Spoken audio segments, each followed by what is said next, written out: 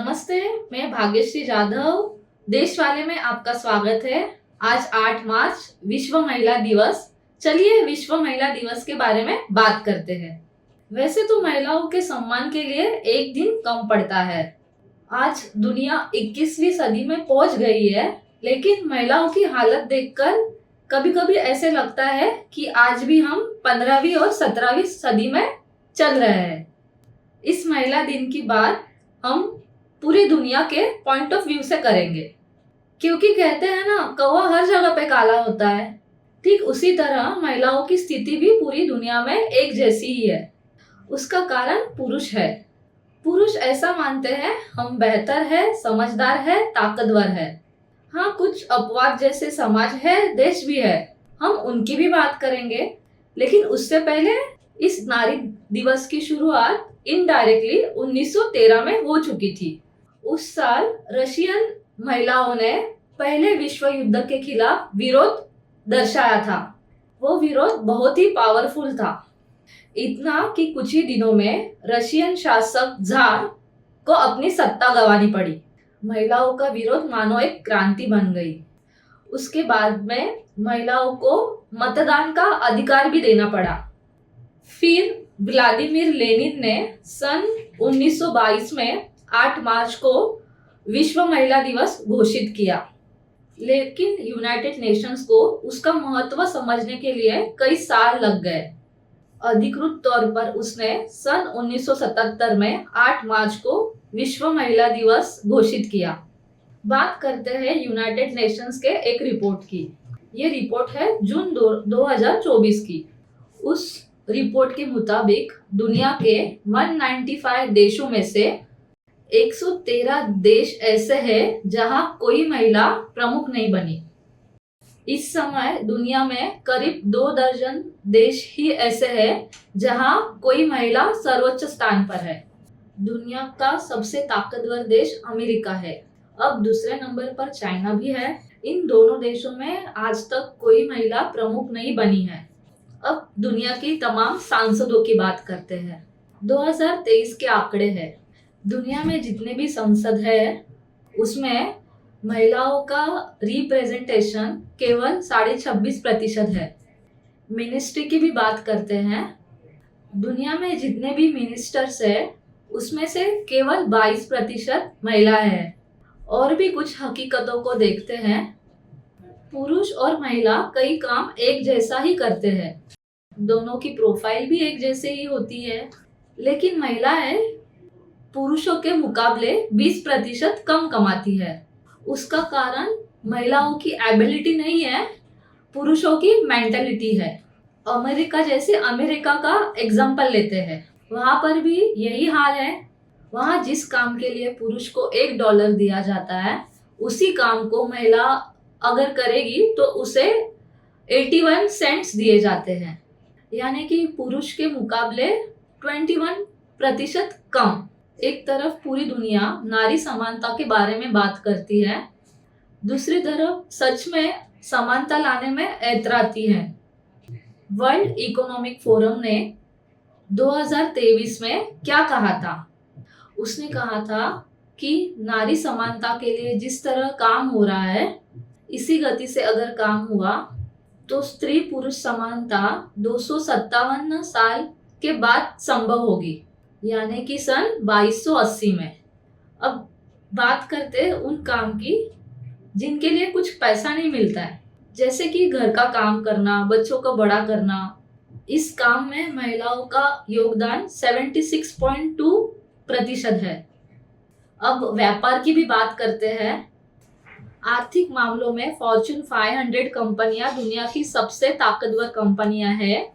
इन 500 कंपनियों में से 10% से थोड़ी ज्यादा कंपनियां ही है जिसकी लीडरशिप कोई महिला कर रही है।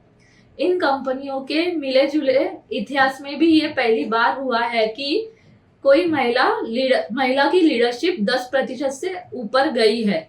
आर्थिक मामलों में फॉर्च्यून 500 कंपनियां दुनिया की सबसे ताकतवर कंपनियां हैं। इन 500 कंपनियों में से कितने की लीडर महिलाएं हैं? 10% से थोड़ी ज्यादा, और वो भी इतिहास में पहली बार हुआ है। रही बात इन कंपनियों की डायरेक्टर्स की, तो उसमें महिलाओं का हिस्सा मुश्किल से 20% है। अब आईटी सेक्टर की बात करते हैं, जो पूरी दुनिया को चलाता है। इस क्षेत्र में महिलाओं का प्रतिनिधित्व केवल 28% है। रिकॉर्ड कहता है कि दुनिया की हर 3 में से 1 महिला अपने जीवन में कभी न कभी शारीरिक या लैंगिक अत्याचारों का शिकार बनती है। दुनिया में हर 11 मिनट पर कहीं न कहीं किसी महिला को बेरहमी से हत्या की जाती है। खेल कूद की दुनिया पर नजर डालते हैं। महिलाएं कई खेल में हिस्सा लेती है, लेकिन जहां तक उनके कोचिंग का सवाल है, वहां तक कोचिंग में महिला का प्रतिनिधित्व केवल 11% है।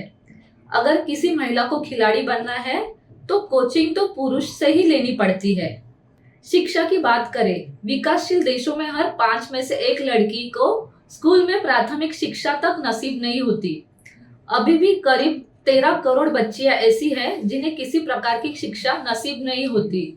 उन्हें ज्ञान पाने की बुनियादी अधिकार से वंचित रखा जाता है।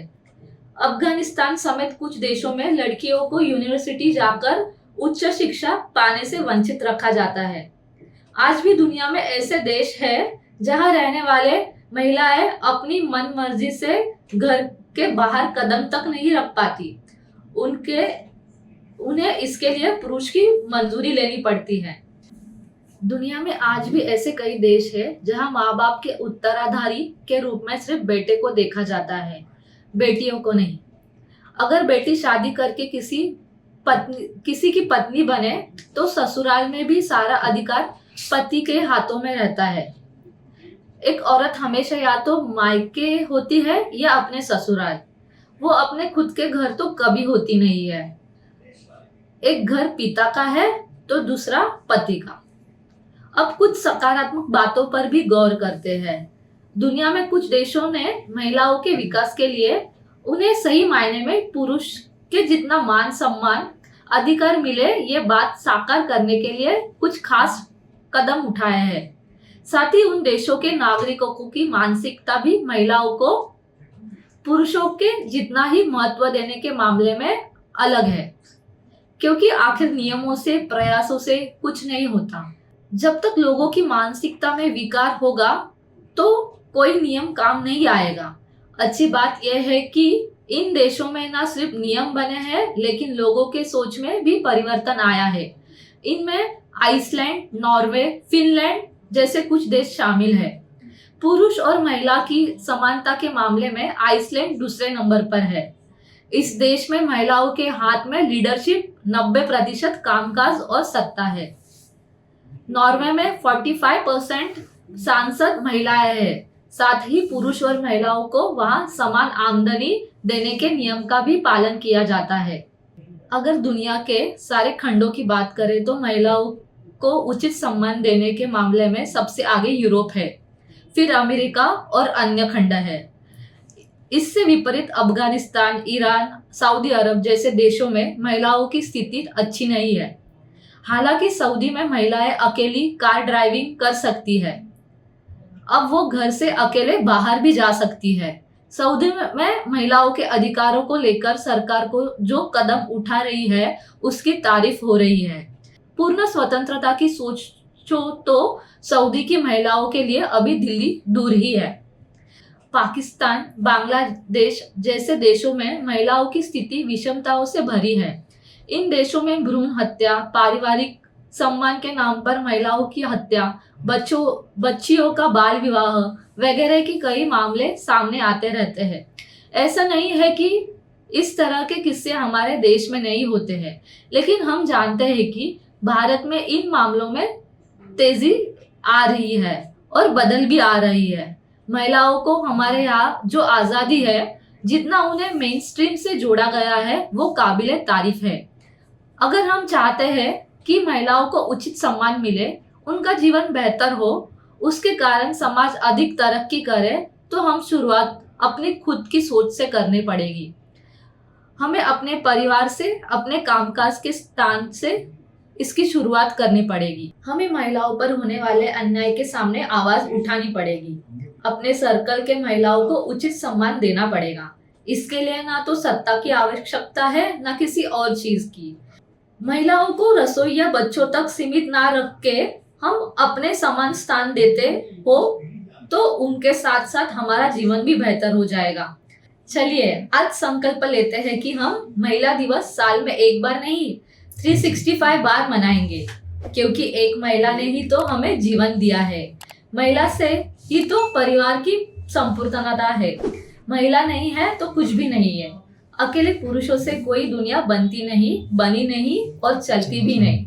विश्व महिला दिवस की आप सभी को शुभकामनाएं। आपके आसपास की सभी महिलाओं को बेहतर भविष्य के लिए शुभकामनाएं। धन्यवाद।